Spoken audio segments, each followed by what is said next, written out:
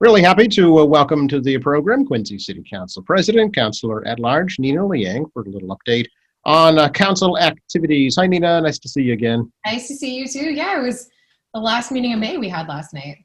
That's right. Wow. And a lot has happened since the last time you and I talked, both here in the city and in the state as well. How are you feeling about the restrictions being lifted?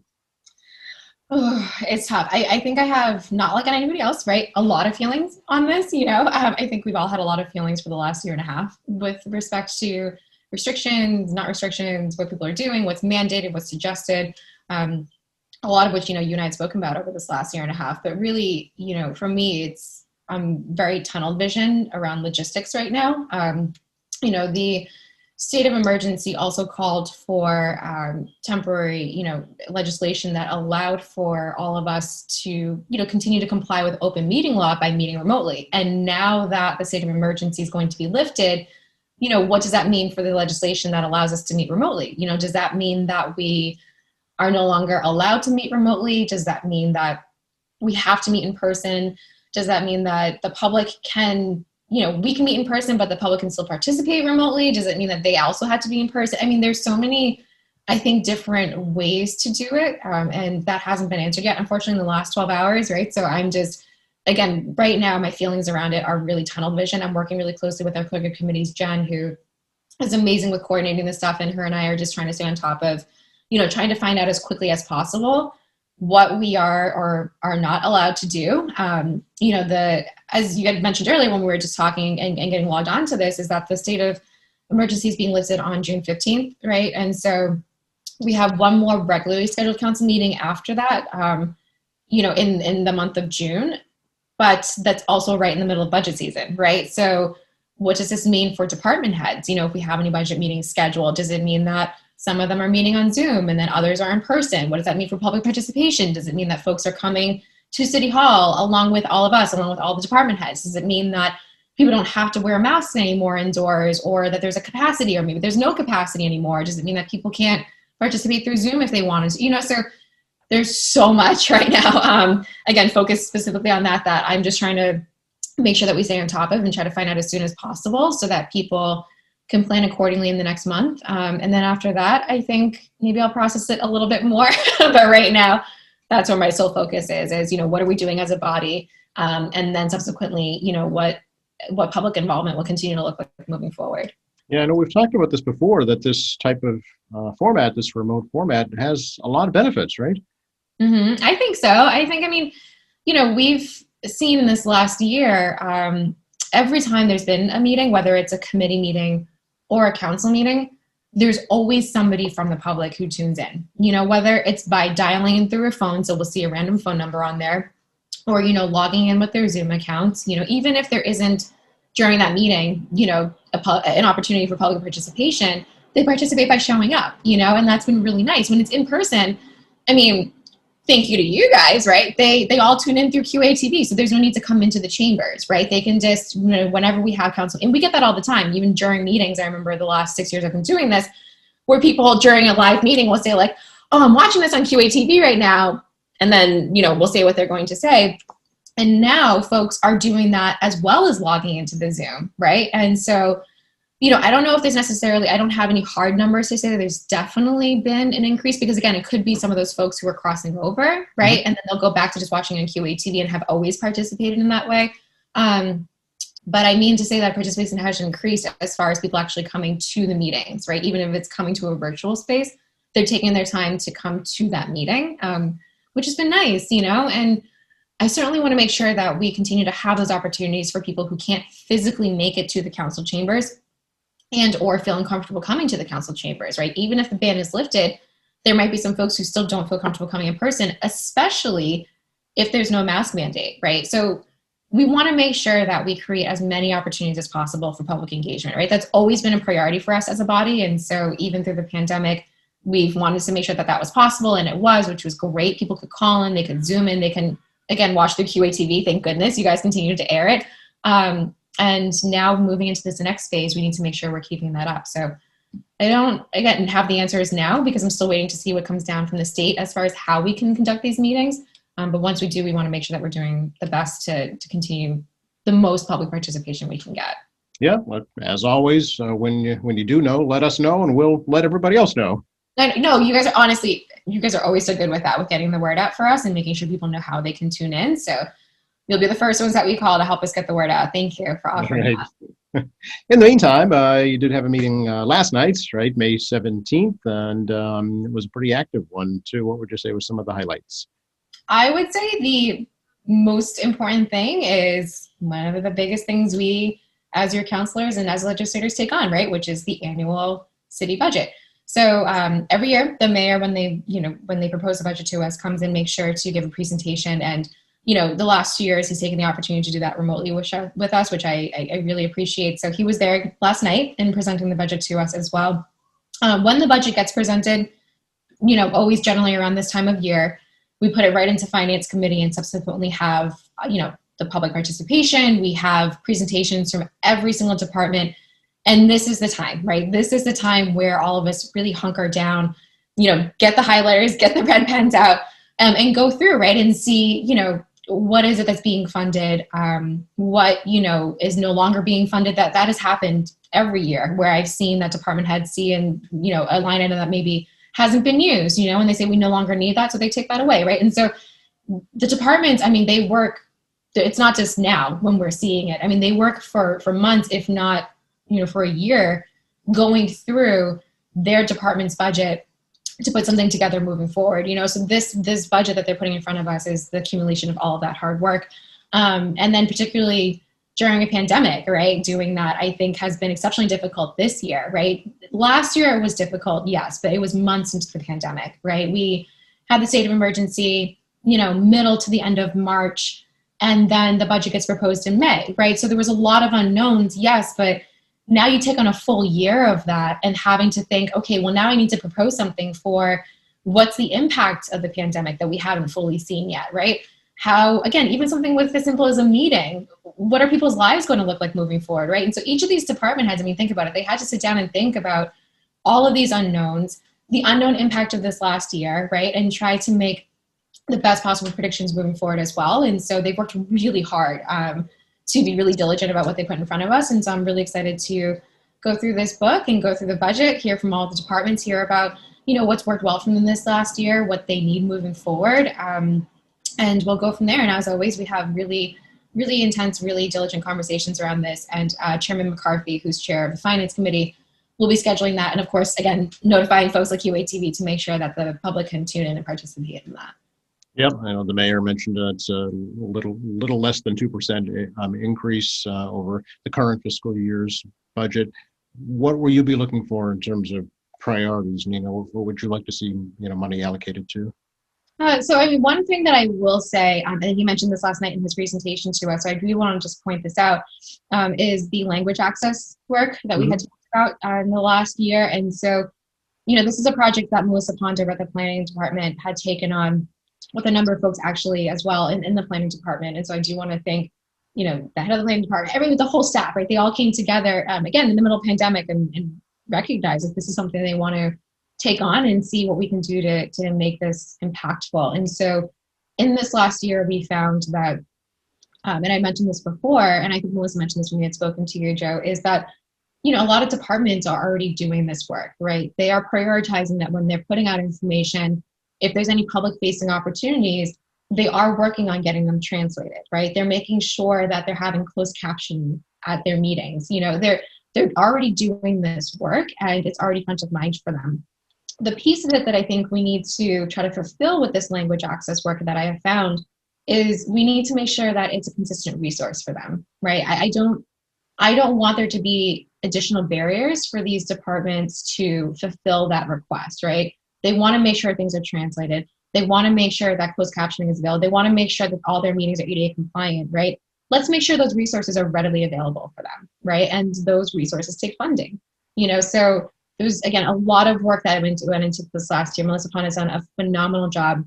And the mayor had created a funding source for that to make sure that there were, it's not a large amount, but making sure that there's an allocation this coming fiscal year for language access for all departments. So again, this is not just translation services, it's also making sure that all of our meetings, whether on Zoom or in person, if we're back in person again, that they're all ADA compliant as well.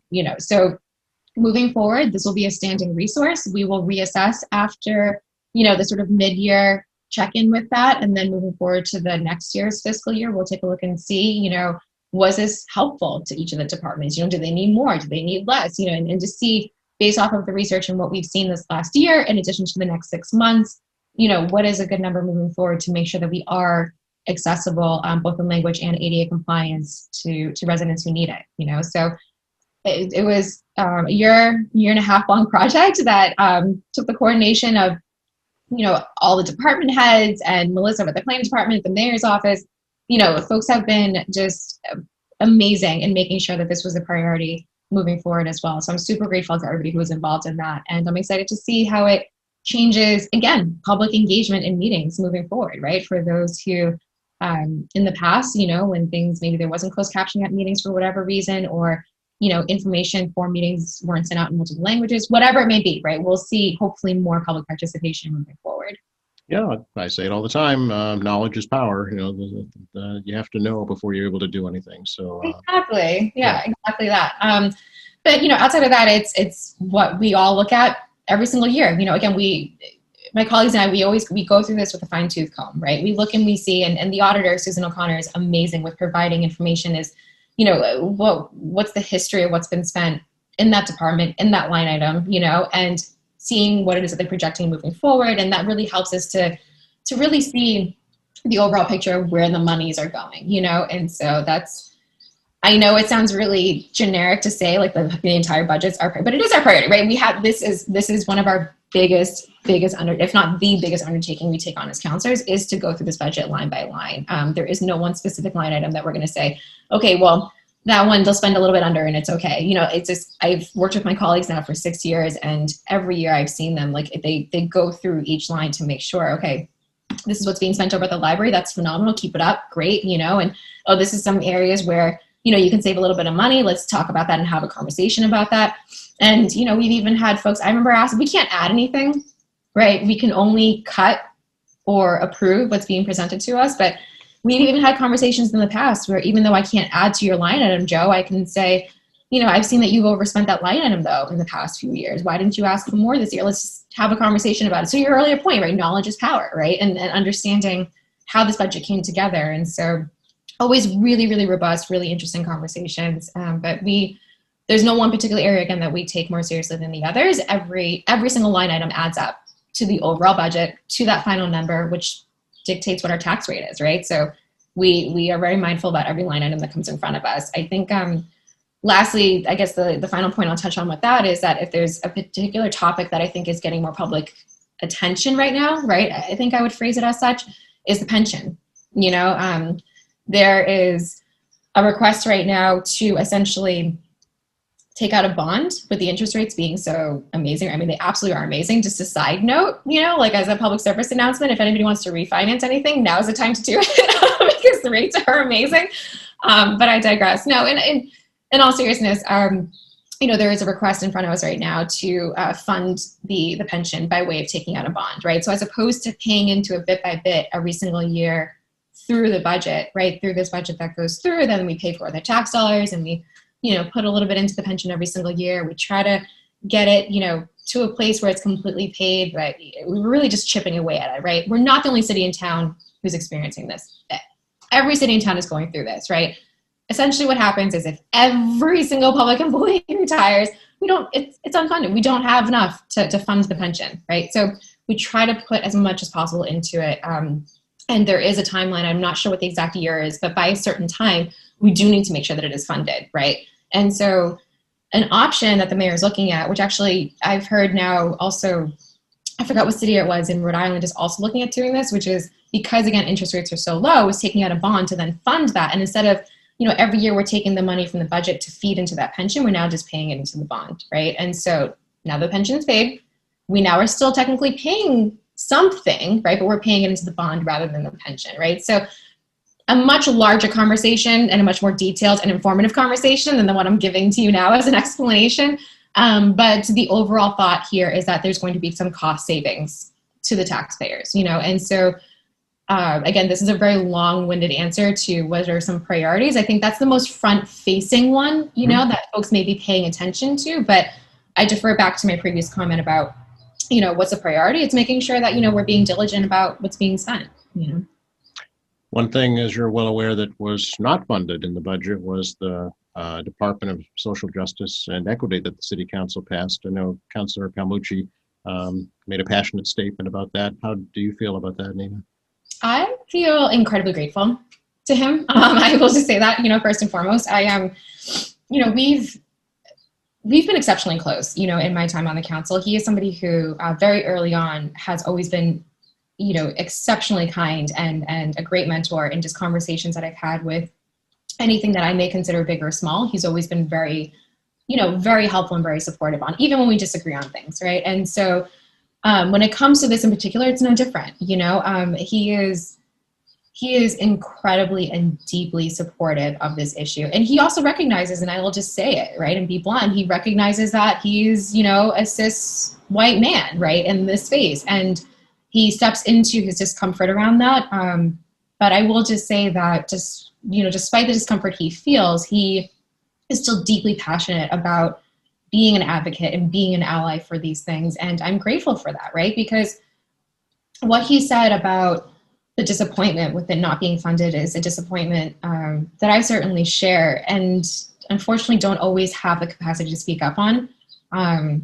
I was thinking about this a lot and thinking a lot about what he said and was just, again, really grateful that he spoke up on it because it's hard, right? It gets really draining and it chips away after a while when you feel as though your experiences are invalidated. And I've explained that a number of times in a number of different ways. And I finally came up with, I think, hopefully an idea that or in a way to explain it that makes sense to folks, which is, imagine all of those times that, we hear developers wanting to come into the city, right? And they say, we're going to build X, Y, and Z in your neighborhood, and we say, that's ridiculous. Where are all the cars going to go? There's so much traffic. Like I sit in that traffic every single day. There's pedestrian accidents and there's no bike lanes and the cars are backed up and it takes an hour to get from here to here in the city. And, it's a typical conversation, right? That tends to happen. And then when the developer comes back and says that there's no traffic there, I did a traffic study. There's no traffic. Well, now what do you say to that, right? No, Joe, I live here. I see the traffic. I sit in the traffic. I'm telling you this traffic. And then you'll say, but Nina, I did a traffic study. There's no traffic. Like at that point, where do you and I go in that conversation? Does that make sense? And so that's not unlike my feelings around this, which is why I'm grateful, really grateful personally and professionally to my colleague, Councilor Palmucci, for speaking up on this, right? Because, two things can be true, right? Maybe the developer did the traffic study at 6 a.m. on a summer day when nobody had to go to school and nobody's really traveling, right? And so when that developer did the traffic study, maybe there really wasn't any traffic, right? Doesn't mean that there isn't traffic, though, happening at other points in time. So both things can be true, right? Or what's their definition of traffic? Thank you. That's another great point, right? To this example that I'm talking, this metaphor that I'm trying to spin out here, right? That's a great point. It's why it gets really exhausting, right? And that's why I'm also, again, grateful to my colleagues for speaking up on this. It's not just Councilor Andronico, Councilor Mahoney, right? Councilor Harris. I mean, they've spoken up on this. Councilor Phelan too. And it's nice to hear that because I can't keep trying to convince a developer there is traffic when they're convinced there isn't, right? And so to bring that metaphor back and to speak bluntly, like I can't keep convincing people that I've experienced it here and that I still do experience it here if some folks keep pushing back and saying, no, that's not happening here. I can't. Maybe they haven't witnessed that. And that's amazing. Like for those who've not experienced that, and I've said this a number of times, I'm genuinely happy that that's their experience here. That's good, right? We want more people. We want everyone to have that kind of good experience here. That's not the case. I've not had that good experience here, right? Doesn't mean that I don't love, of course, come on. I'm choosing to serve this city, right? I love this city. This is my home, People will still ask me where I'm from all day long. People will still say, but where are you really from? And I'm like, I'm from Germantown. Like, but where are you really from? And even little moments like that, like I would never say to you, Joe, like, but Joe, where are you from though? But hold on, well, where are you from? And it's little comments like that. It's, racial slurs that have been thrown at me growing up here over the years, still to this day, racial slurs, people saying, go back to your country. And I'm like, so go back to where I'm from right now. It becomes exhausting. So, ranting aside, I am also really disappointed that it's not funded, right? Because taking my personal experience out of it, back to the metaphor, right? Because it's the best way I can think of in trying to not stand on a soapbox. We created a traffic parking alarm and lighting department, despite what developers say about there not being traffic. We heard from residents saying that there's a traffic problem. We heard from residents saying traffic needs to be addressed. So what did we do? Created a traffic and parking alarm and lighting department, didn't we? We've heard from residents from all walks of life, whether they identify as people of color or they identify as white or black or brown or gold or whatever. We've heard from residents who want this. We didn't just sit down and say, let's come up with this on our own and that's it, and ignore what 100,000 people in the city are saying. We came up with this over a course of a summer of connecting directly with residents, right? This last year we've worked on it. We're still hearing from residents on this, and I'm sure you are as well, right? Because I know folks reach out to QATV to talk about this. I know folks reach out to the Sun to talk about this. And so I think that's the best way to put it, right? Is that metaphor of just, could you imagine if there's still to this day all these, and there still is issues on traffic. Just because a traffic parking alarm and lighting department was created doesn't mean traffic has gone away. Pandemic aside, right? We're still having traffic issues. We're still having things that we need to improve upon. We're seeing more bike lanes, right? We're seeing new sidewalks and it's seeing new curb cuts. It's wonderful. Is it because there's now a department dedicated to that we're seeing progress? Maybe, does it take the problem away of traffic? Of course not, but at least we know here in the city, there's a dedicated department for it, right? So it's that same concept with this. I'm really disappointed that despite all of the requests from the residents, from the community, that we're not moving forward with it because we want to believe one truth exists and the other doesn't. And it's very discouraging, it's very defeating, and it's very invalidating, to feel like that resident that's like, I sit in traffic for an hour, but nobody wants to believe me. So I guess I'll just suck it up and sit in traffic for an hour, and not let anybody worry about fixing it. I mean, we can't ignore residents' requests, whether it's traffic or issues on equity and inclusion. And unfortunately, we're picking, which ones we want to address. And I don't think we don't have the luxury of picking which residents we ignore. And I don't think we should be doing that now, I have nothing to add to that, Nina. I think it speaks for itself, but I wanted to give you the opportunity to let your feelings be known. I appreciate that. Thank you. It's I think Councilor Premucci said it very well last night, and I appreciate you giving me the opportunity to speak in response to that too. Can we talk a little bit about the withdrawal of the Quincy College plan? And I know you had serious concerns about that. Yes. So to my knowledge, just based off of the conversations that we've had on it in the last month, outside of the finance committee meetings, inside the finance committee meetings, as I'm sure, again, all of you at QETV know from being there with us the whole way, is that it just, as of right now, didn't make sense to move forward with it. And so the mayor withdrew the requests to move forward. And so essentially there is no vote to be taken because it's withdrawn. From my understanding, it doesn't mean that it's never going to happen. My understanding is, let's go back to the drawing board and find a way, with all the feedback that came in to make it work, right? And I think, based off of what I've heard from folks as well, right, the sentiment generally across the board is that, we as a collective, again, and I'm generalizing here, is that we believe in the college. It's funny, I got a notification on Facebook today that was the 3-year, they do like the anniversary post on Facebook. It was a 3-year anniversary from when my best friend got her scholarship actually to continue her education there. And so it was interesting that happened the day following the withdrawal, right?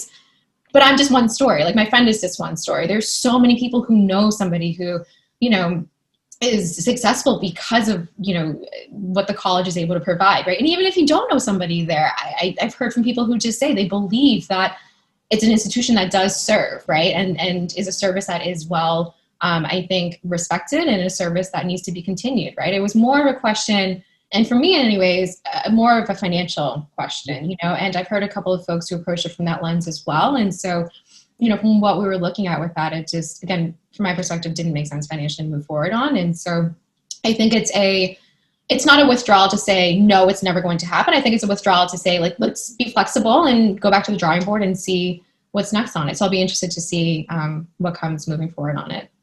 Okay. I know there were a number of appropriations that went right to Finance Committee. So nothing really to talk about there, but anything else you wanted to add about the meeting? So Council Harris actually made 2 dedications that I do want to make sure to point out. It's, 2 community members in the Ward 6 area, but, folks outside of even Ward 6, knew these folks. And so I want to make sure to just get their name right. So I'm going to pull it up here. Yep, sure.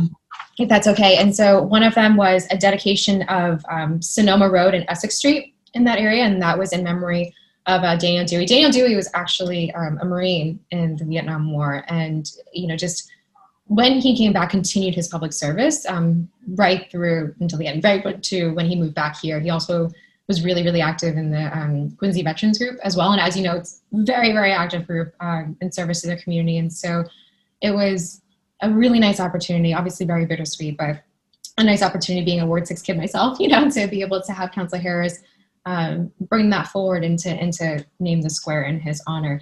The second person that he did that for as well was actually for the intersection of Standish Road and Bellevue Road.